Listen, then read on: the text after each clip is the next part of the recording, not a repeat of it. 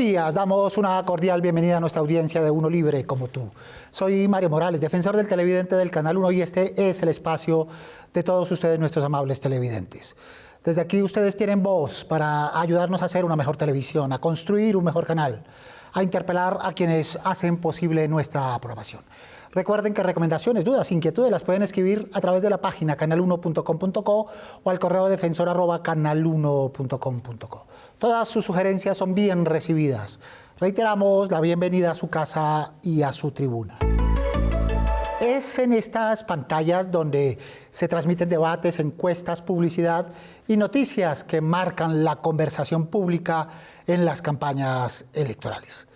Pero también aquí se pueden amplificar la violencia verbal, la polarización y la desinformación. En cada elección la pregunta se repite: ¿qué tan preparada está la televisión para ofrecer una información de calidad, con equilibrio y responsable? Los noticieros, magazines, programas de opinión enfrentan el reto de no caer en el espectáculo, de reducir la democracia a insultos, peleas, sino más bien abrir un espacio que realmente ayude al ciudadano a decidir su voto con conocimiento. La nueva legislación sobre encuestas, las normas de publicidad electoral y las reglas de los debates exigen un cubrimiento más riguroso y transparente. Pero en este contexto de desinformación circula con fuerza la violencia política, la amenaza a los candidatos y a las comunidades, y la televisión tiene la responsabilidad de proteger la democracia a través de la manera como relata estos sucesos.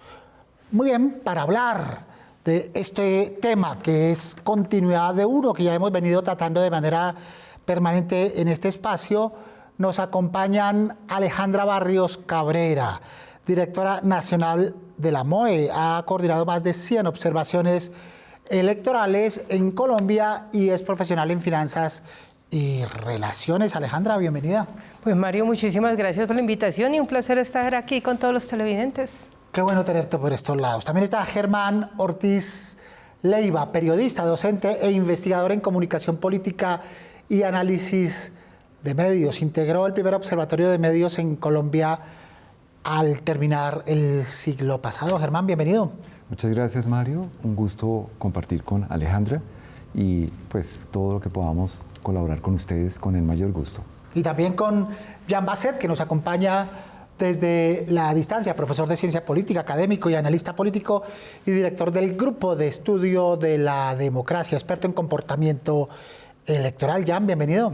Buenos días, gracias por la invitación y un saludo a los televidentes. Muy bien, con estos invitados y con nuestros televidentes que plantean ya su perspectiva sobre el tema que ellos mismos nos propusieron. Creo que la televisión cumple el papel de difundir la información en los debates, pero creo que siempre se ha quedado corto, a diferencia de las redes sociales, en la interacción. Está muy parcializado, sobre todo en cuanto a quién decide pagar más y quién decide pagar menos en cuanto al tema de la publicidad, pero siento que no nos muestran como las campañas ni el tipo de propuestas que tienen cada uno. No considero que haya el tiempo ni hay los espacios para que se ejerza esa acción. No he visto absolutamente nada de campaña política, a menos de que sea en redes sociales y sobre los consejos de juventud. Yo siento que es más que todo conflictos entre candidatos. Se enfocan en los debates solamente en las cosas que el otro candidato no tiene o que hace peor que yo. Se repiten, Alejandra, conceptos: falta de tiempo, falta de espacio y desconocimiento de las propuestas, y las tres cosas están conectadas, ¿verdad? Sí, pues Mario, lo primero que tenemos que tener en cuenta en este momento es que estamos en una precampaña electoral, todavía no tenemos candidatos, todavía las organizaciones políticas están definiendo inclusive cuáles son las reglas de juego para decir quiénes van a ser sus candidatos o candidatas a la presidencia de la República. Otro grupo, más o menos 53, están haciendo recolección de firmas en todo el país para lanzarse a la presidencia o al Congreso, y hay otro grupo de organizaciones políticas que están preparándose para las consultas internas de los partidos políticos. Pero hemos tenido un año que inició muy movido, y precisamente inicia muy movido por varios factores. 31 organizaciones políticas, dispersión de las candidaturas. No hay hombres o mujeres fuertes en este momento que pudieran parecer que tienen la bandera para ir adelante en la competencia electoral y lamentablemente todos los temas de polarización y de violencia política. Entonces, Germán, todavía no podemos hablar de campaña, aunque hay algunos que sí, parece que estuvieran haciéndola de manera subrepticia, pero sí estamos hablando de una etapa electoral, de una fase electoral en esa preparación en la que dice Alejandra, de los candidatos, de la lista, de los partidos, de la recolección de firmas, etcétera. Es como una campaña de tensión electoral, donde se capta a la persona que aún no se ha decidido a partir de la espectacularización, a partir de las ofensas, a partir de los ataques, y creo que eso es lo que está matizando lo que se ve venir. Una campaña muy tensionante, con ataques personales y con posiciones extremas. Cada vez vamos a encontrar candidatos con posiciones cada vez más extremas, porque para una campaña electoral resultan rentables. Muy bien, en la televisión, Jan, el medio indicado, ¿cómo puede recuperar credibilidad y desempeñar su rol constructivo durante esta campaña electoral? La televisión para toda una generación ya no es necesariamente un medio de referencia, sin embargo yo creo que tiene una ventaja en el tema electoral en particular, y es que los debates televisivos siguen siendo un momento importante de las campañas electorales, aunque muchos los critican, dicen que no cambian necesariamente la intención de voto. Yo creo que de todos modos ponen en escena los debates, los desacuerdos que pueden existir entre los candidatos, y desde este punto de vista son un momento importante de la campaña, incluso si no cambian necesariamente la opinión de los que los miran. De todos modos sirven para que puedan argumentar mejor sus elecciones, y de pronto a la larga, aunque no sea necesariamente inmediatamente después del debate, pues pueden cambiar eventualmente sus opiniones de todos modos. Muy bien, los televidentes levantan la mano para preguntar. Veamos. Según el Observatorio de la Democracia de la Universidad de los Andes, el 61% de los colombianos cree que los medios favorecen a ciertos candidatos durante las elecciones. ¿Qué mecanismos concretos podría implementar la televisión para blindarse de presiones políticas y mantener imparcialidad en su cubrimiento electoral? Muy bien, ¿es una percepción eso que plantea nuestra televidente de sesgos en ciertos momentos de los medios? ¿O es una realidad, hay que admitirla, hay que declararla y hay que contextualizar al televidente? ¿Tú qué piensas, Ariana? Es una realidad, hay que declararla y hay que contextualizar al televidente, pero también a aquellos, y ya no es solo a través de la televisión, sino que aquellos programas paralelos de muchos medios de comunicación que se transmiten en redes, también hay que declararlo. Entonces aquí vamos a hacer una diferencia. Uno es la información objetiva que deben presentar los medios de comunicación, ejemplo los noticieros, sobre hechos de campaña que pasan. Cómo están tomando las decisiones los partidos políticos para seleccionar candidatos. Si una persona que influencia el ejercicio de la política dice algo, qué es lo que está diciendo, en qué contexto lo dijo, ese es un tema.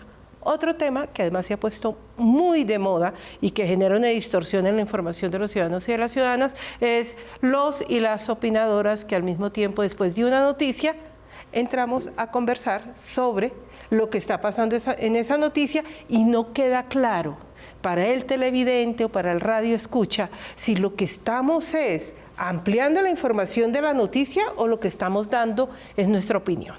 Y sobre eso es que nos están haciendo referencia de manera particular los estudiantes jóvenes, porque dicen, venga, esto es como tendencioso. Claro, lo que están escuchando son las opiniones. Todo el mundo puede opinar, decir lo que quiera, pero debe haber claridad de cuando estoy dando información objetiva frente a hechos políticos. Eso cuando es después, pero a veces es antes. Viene primero la opinión del periodista, sesga y luego entrega una información que ya está contaminada. Otro matiz. La regulación, la legislación sobre las encuestas, ya se ha comenzado a publicar encuestas bajo esta legislación y ya comenzó la polémica. ¿Tú qué piensas, Germán? Pues el tema de las encuestas siempre ha sido problemático porque puede de alguna manera establecer previamente como una situación de tendencia que efectivamente puede afectar a la opinión pública. Pero también es cierto que muchas veces es como una especie de guerra de encuestas. Y esa guerra de encuestas es la que genera un mal mensaje a la opinión. Si las personas creen que va ganando o va a ganar determinada persona y los periodistas insisten en que tal persona es la que tiene mayor posibilidad, probablemente su atención se va a fijar allí. Entonces esas tendencias quizás no sean objetivamente claras y creo que más que un proceso electoral lo vivimos cuando se hizo el famoso plebiscito por la paz en 2016, donde una situación parecida a ser lo que se decía en las encuestas y otro lo que ocurría en las redes sociales. Bien, tú decías en otra época, Alejandra, creo que mantienes esa posición de que, pues sí, hay que marcarles un camino a las encuestas. Yo no sé si regularizado o regular, pero hay que marcarles un camino porque estábamos yéndonos fuera de cauces. ¿Tú cómo recibes primero la legislación y luego la aplicación en las encuestas que ya se comenzaron a realizar? Pues mira, a nosotros nos parece importante que se haya hecho esta regulación de las encuestas. No teníamos de verdad ningunos parámetros más allá de unas circulares que se habían hecho en un principio, un marco legal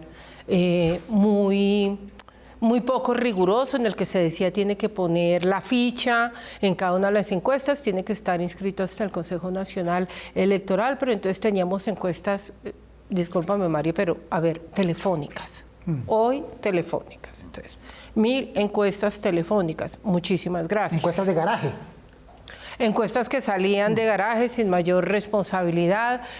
Yo puedo poner la ficha técnica, pero si no tengo clara cuál es la diferencia del 3% de margen de error más el 5%, etcétera, pues muy poco es lo que está pasando. Establecer unas reglas les puso unas responsabilidades muy fuertes a las encuestadoras.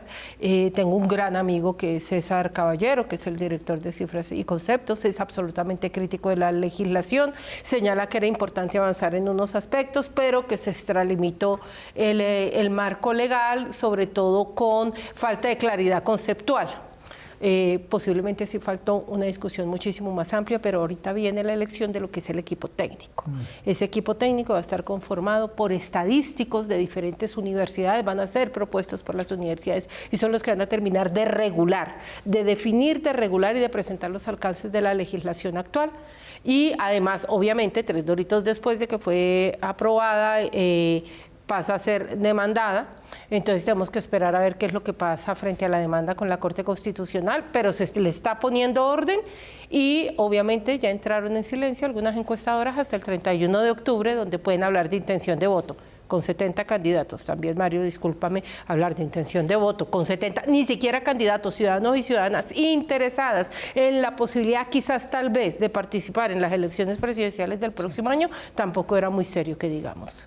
Muy bien, el debate, Jan, forma parte del quehacer político, pero otra cosa es cuando la televisión busca, propicia, resalta las confrontaciones verbales entre candidatos que adelantaron esta campaña.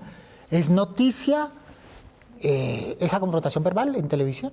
La política es debate, es a veces conflictos, peleas, y eso es normal y es parte de la política. Entonces no hay que pensar que necesariamente la política debería ser un acuerdo de todos, como si esto fuera, si hubiera soluciones, digamos, en que pudiéramos todos estar de acuerdo como por magia, ¿no? Es normal que existan esos desacuerdos y es normal que se pongan en escena en confrontaciones en los medios de comunicación. Desde luego, en este tipo de problemas me parece que la televisión no tiene tantos problemas porque, pues, aunque hay intercambios verbales duros, momentos de peleas, pues yo creo que no van, digamos, hacia los extremos que podemos encontrar, por ejemplo, en las redes sociales, que por diseño incentivan este tipo de peleas. Lo importante, me parece, es que estos momentos de tensión, de confrontaciones, sean significativos, que aporten información a los ciudadanos, que ayuden a entender en qué difieren los candidatos. Claro, una cosa son los debates, otro los ataques personales. Más televidentes preguntando. Según el Estudio General de Medios 2024, el 89% de los hogares colombianos ven noticieros a diario, lo que convierte a la televisión en la principal fuente de información en campaña. ¿Cómo aprovechar este alcance masivo para promover un voto consciente sin caer en la simplificación excesiva de los temas? Muy bien. ¿Tú qué piensas, Germán? ¿Qué le diríamos a la televidente? Pues es muy difícil porque siempre se dice el tiempo en televisión es oro. Y en muy pocos minutos resumir lo que ocurre en una situación tan compleja como la que está viviendo el país resulta difícil. Creo que ese es uno de los puntos que son de discusión, pero pues hacen parte de la naturaleza del mensaje televisivo, ¿sí? Pero ahí es donde los, digamos, equipos periodísticos deberían hacer una reflexión. ¿Qué tanto nosotros nos vamos a ir por lo espectacular de la noticia y más bien cómo podemos sacar un espacio para hacer una reflexión un poco más sopesada, tratar un poquito los temas de manera más temática, no hacer el solo hecho del debate? Veamos cómo van a ser los famosos debates que vamos a ver en el próximo periodo, donde un candidato responde en 1 minuto y medio y donde al final del debate la noticia es a quién le fue bien y a quién le fue mal. O sea, quién atacó más, quién surgió más, quién dijo algo más agresivo, quién... ¿sí? Ese tipo de situaciones son las que dejan entonces un poco la reflexión. Y ahí es el llamado de atención, donde realmente hay que hacer hay que dejar un poco de lado el tiempo y más bien dedicarlo a profundizar en los temas que son tan complejos para el país como lo que está aconteciendo ahora. Premiamos el repentismo como si estuviéramos hablando de stand-up, ¿verdad? ¿Qué otras características, qué otros matices tiene esta campaña electoral para ilustrar a nuestros televidentes, para que levanten las alertas y estén pendientes de lo que pueda suceder? Son dos, creo que sobre todo no habíamos visto en procesos electorales anteriores, sí uno de estos, que es los altos niveles de polarización, los vimos en el 2016 con la refrendación de la paz, es decir, el país está claramente viendo, y eso fue lo que se vio en la votación, 50.000 votos de diferencia, lo que demuestra es que estábamos muy polarizados, pero en este proceso electoral, y no sé si Jan y Germán concuerdan conmigo, estamos pasando de la polarización a la radicalización. Y eso es gravísimo. Una cosa es que no estemos de acuerdo, Mario. En política no tenemos que estar de acuerdo, tenemos que mostrar nuestras diferencias ideológicas. ¿Por qué pensamos que somos completamente diferentes? ¿O porque tú debes ser el presidente o porque yo la presidenta? Eso se hace en una campaña. Bien, más televidentes, más preguntas. Un informe de la Fundación Gabo 2023 revela que solo el 21% del tiempo en coberturas electorales se dedica al análisis de propuestas, mientras que el 65% se enfoca en polémicas y confrontaciones. ¿Qué cambios en la producción y agenda editorial son necesarios para revertir esta tendencia? ¿Y por qué, Germán? ¿Son muy aburridas las propuestas? ¿Los televidentes no se encarretan? ¿O los candidatos no saben cómo expresarlas? ¿O son más de lo mismo? No, porque quizás hemos entendido, y de nuevo al asunto, y cada vez más hemos estado entendiendo que la política es espectáculo. Y eso es un problema muy complejo, porque lo estamos viendo y además da réditos políticos. Tenemos personajes como Donald Trump en los Estados Unidos, o Bukele, o tuvimos en Brasil a Bolsonaro y Milei. Entonces, y resultan estas propuestas porque llaman la atención. Entonces, se está convirtiendo en una especie de escuela que vamos, y ya lo estamos viendo en Colombia, estamos tomando como ejemplo.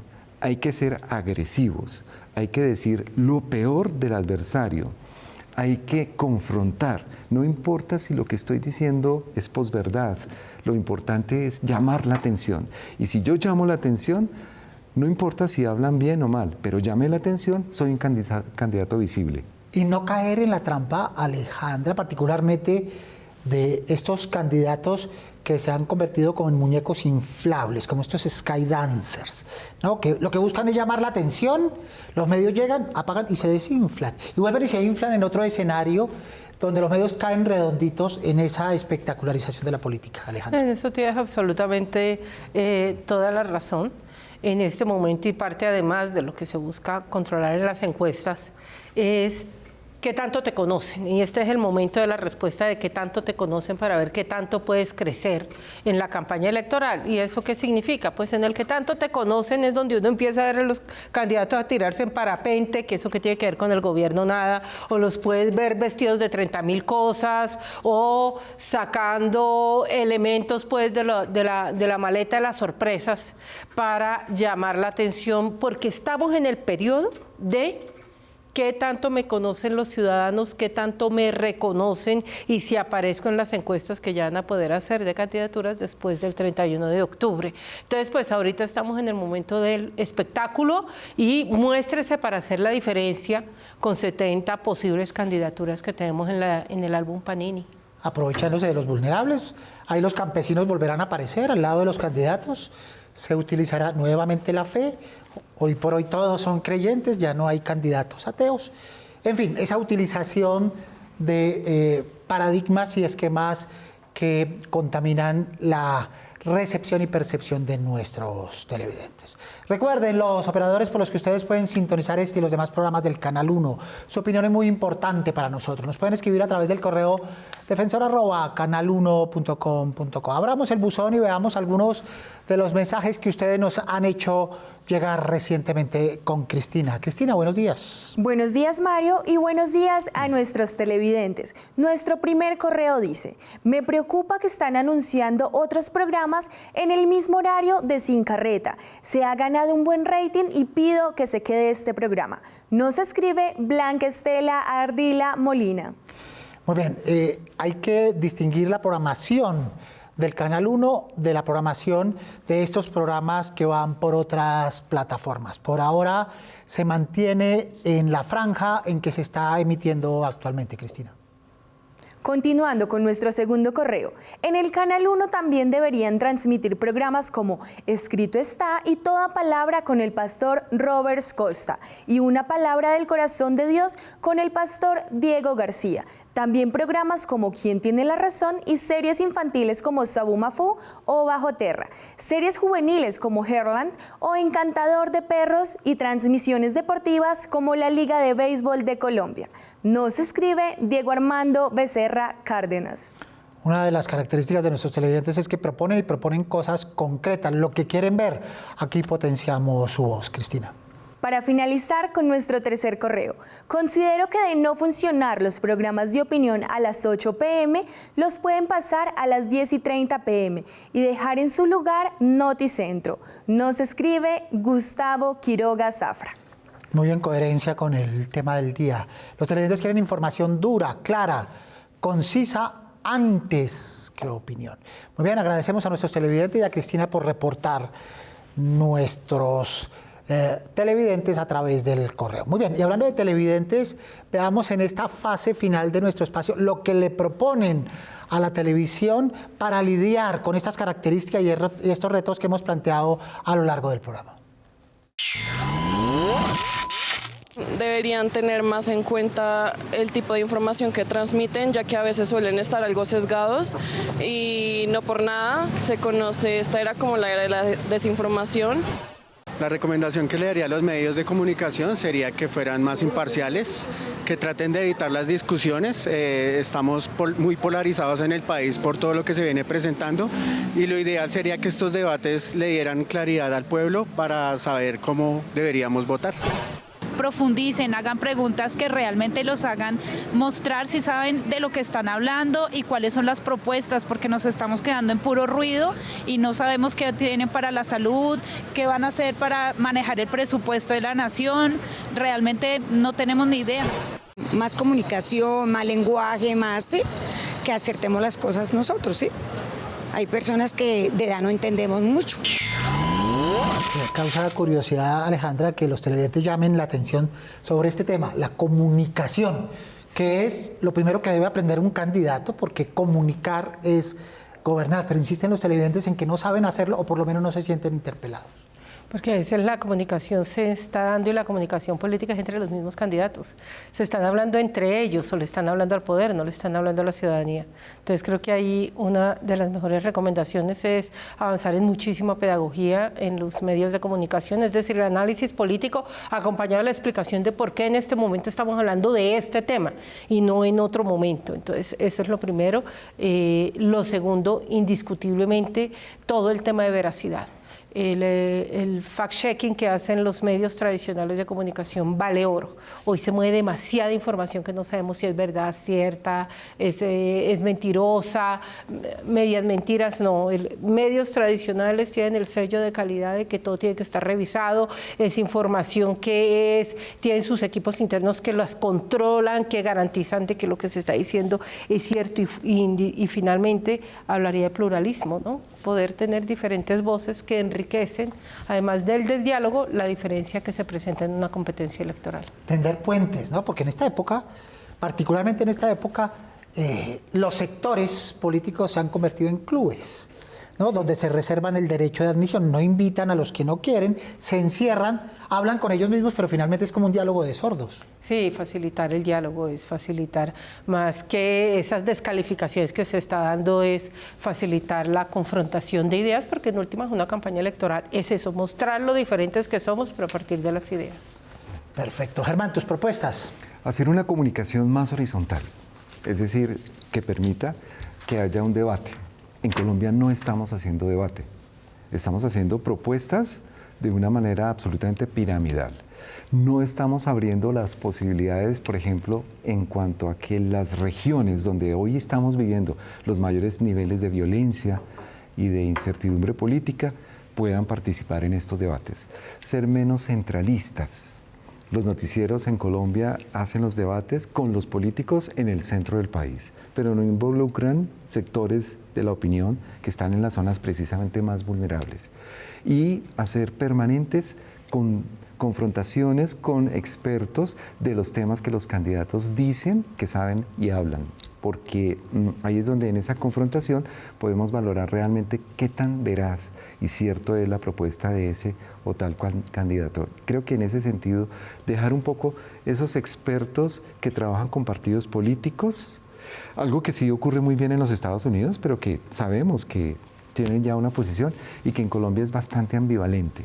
En Colombia tenemos analistas que trabajan con candidatos, pero tras un cargo público, no. Aquí es hablar con expertos sobre temas muy puntuales para, de alguna manera, confrontar la veracidad de los datos que el candidato está dando. Ojalá expertos que no tengan agenda oculta, ¿verdad? Que no hagan la vuelta y que parezcan que son independientes. Jan, tus tareas.